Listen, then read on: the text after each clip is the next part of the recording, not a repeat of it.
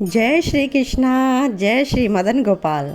आप सभी को पावन अक्षय तृतीया के पर्व की पूजा कृष्णा दासी की तरफ से हार्दिक मंगल कामनाएं। जैसा कि नाम से ही विदित हो रहा है, अक्षय जिस तिथि का कभी क्षय नहीं होता, ऐसी है अक्षय तृतीया की तिथि। पूरा दिन इस दिन शुभ मुहूर्त रहता है। भविष्य पुराण और मत्स्य पुराण के अनुसार इस तिथि में किए गए शुभ कर्मों का फल अक्षय हो जाता है। जी हाँ, अक्षय तृतीया के दिन जो भी शुभ कर्म किए जाते हैं, जैसे कि स्नान, दान, हवन इत्यादि, इन सभी के पुण्य के फलों का नाश कभी नहीं होता। इस दिन विशेष रूप से सोना, चांदी, नए वाहन इत्यादि की खरीदारी भी शुभ फल कर्मदायी मानी गई है। अक्षय तृतीया का दिन मांगलिक कार्यों के लिए अत्यंत शुभ दिन माना गया है। यह पर्व प्रत्येक वर्ष वैशाख मास के शुक्ल पक्ष की तृतीया तिथि को मनाया जाता है। इसे आखा तीज के नाम से भी जाना जाता है। अक्षय तृतीया की तिथि का दिन माँ लक्ष्मी की पूजा का भी विशेष महत्व है। लक्ष्मी गणेश जी की पूजा के साथ साथ श्री हरि विष्णु जी का षोडश उपचार के द्वारा इस दिन पूजन किया जाना चाहिए। और अब बात करते हैं कि अक्षय तृतीया हमें मनानी कब चाहिए। कई बार ऐसा होता है कि ये 2 डेज़ का हो जाता है, तो हमें किस दिन मनाया जाना चाहिए। जब वैशाख मास में शुक्ल पक्ष की तृतीया अगर दिन के पूर्व मध्य में हो, यानी कि दोपहर से पहले हो स्टार्टिंग, तो यह त्यौहार उस दिन मनाया जाता है। यदि तृतीया तिथि लगातार 2 दिन पूर्व में रहे कि सुबह ही है दोनों दिन, तो यह अगले दिन भी पर्व मनाया जा सकता है। लेकिन कुछ लोग तो ऐसा मानते हैं कि पर्व अगले दिन तभी मनाया जाएगा जब यह तिथि सूर्य उदय से 3 मुहूर्त तक या इससे अधिक समय तक रहे। तो आप इस बार भी ऐसा ही है, तो 2 दिन आप अक्षय तृतीया मना सकते हैं। तो अक्षय तृतीया व्रत की जो पूजन विधि है वो भी मैं बताऊंगी, और अक्षय तृतीया मनाने क्यों चाहिए और क्यों मनाई जाती है, इसके बारे में पहले जान लेते हैं। अक्षय तृतीया को ब्रह्मा जी के पुत्र अक्षय कुमार का अवतरण हुआ था, और इसी दिन माँ अन्नपूर्णा का भी जन्म हुआ था, और चिरंजीवी महर्षि परशुराम जी का भी जन्म इसी दिन हुआ था। तो ये उनका भी जन्म उत्सव है। कुबेर जी को इसी दिन खजाना मिला था, और माता गंगा का धरती पर अवतरण भी इसी दिन माना जाता है। सूर्य भगवान ने पांडवों को अक्षय पात्र दिया था, और महाभारत का युद्ध भी इसी दिन समाप्त हुआ था। वेद व्यास जी ने महाकाव्य महाभारत की रचना की और गणेश जी के माध्यम से प्रारंभ की थी। प्रथम तीर्थकर आदिनाथ ऋषभदेव भगवान जी थे, तो वो 13 महीने का कठिन उपवास किया और उन्होंने पारण किया था इसी दिन। प्रसिद्ध धाम श्री बद्रीनाथ नारायण धाम के कपाट भी इसी दिन खोले जाते हैं। आदि शंकराचार्य ने कनकधारा स्रोत की रचना भी इसी दिन की थी, और जगन्नाथ भगवान के सभी रथों को बनाना भी इसी दिन से प्रारंभ कर दिया जाता है। और सबसे इम्पोर्टेंट श्री हरि के चरण दर्शन, तो वृंदावन के बांके बिहारी मंदिर में इसी दिन चरण दर्शन होते हैं, और बांके बिहारी जी के चरणों में चंदन का लड्डू अर्पित किया जाता है। तो इसी दिन से भगवान की चंदन यात्रा भी प्रारंभ हो जाती है।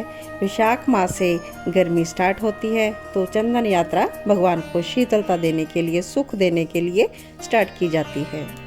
तो अक्षय तृतीया का दिन तो अपने आप में एक अबूझ मुहूर्त है।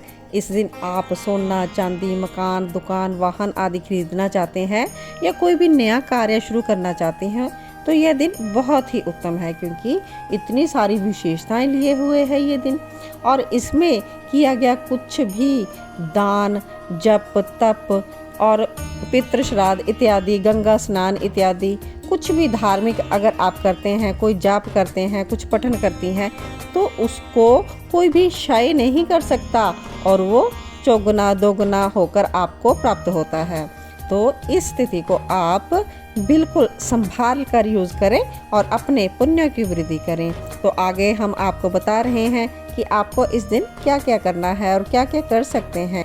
तो तो अक्षय तृतीया के दिन व्रती को सबसे पहले ब्रह्म मुहूर्त में उठकर स्नान इत्यादि कर लेना है और स्वच्छ साफ वस्त्र आपको धारण कर लेने हैं और घर के मंदिर को आप गंगा जल के द्वारा शुद्ध कर लीजिए। आप पूरे घर में भी गंगा जल का छिड़काव कर सकते हैं और तुलसी और फूलों की माला को आप गंगा जल से शुद्ध करके ही प्रभु को अर्पण करें। फिर धूप दीप ज्योत जलाकर स्वच्छ आसन करके बैठ जाएं और भगवान के निमित्त विष्णु जी का सहस्र नाम का पाठ करें, गोपाल सहस्र नाम का पाठ करें, गीता रामायण के पाठ करें और लक्ष्मी जी का पूजन और विष्णु जी का पूजन इस दिन विशेष है।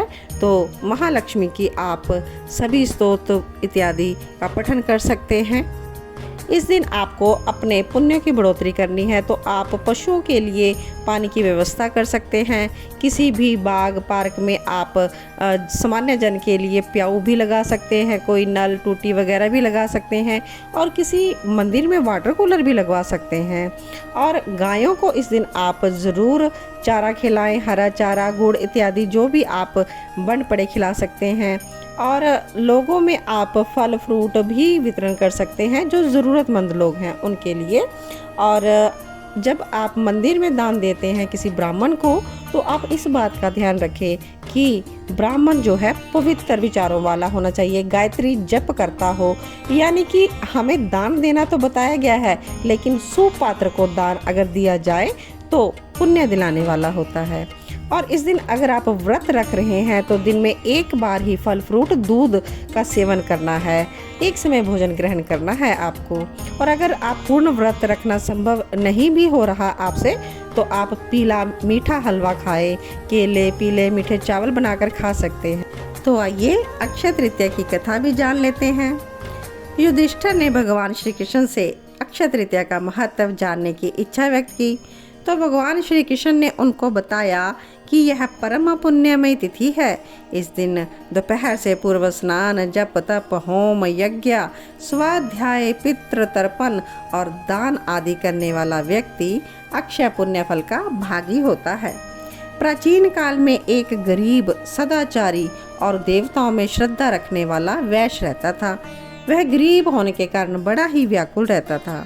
उसे किसी ने इस दिन व्रत करने की सलाह दी। उसने इस पर्व के आने पर गंगा में स्नान किया और विधि पूर्वक देवी देवताओं का पूजन किया और दान भी दिया। और इसी कारण से यही वैश्य अगले जन्म में कुशावती का राजा बन गया। अक्षय तृतीया को पूजा व दान के प्रभाव से वह बहुत धनी और प्रतापी हुआ। तो यह सब अक्षय तृतीया का ही पुण्य प्रभाव था। तो अक्षय तृतीया का मीन्स विच नेवर diminishes। तो Akshaya Tritiya brings you good luck, success and prosperity which never diminishes। Akshay रहे सुख आपका, अक्षय रहे धन आपका, अक्षय रहे प्रेम आपका, अक्षय रहे स्वास्थ्य आपका, अक्षय रहे संबंध हमारा। आपको और आपके पूरे परिवार को कृष्णा डिवोशन चैनल की ओर से अक्षय तृतीया की हार्दिक शुभकामनाएं। जय श्री कृष्णा, जय श्री राधे।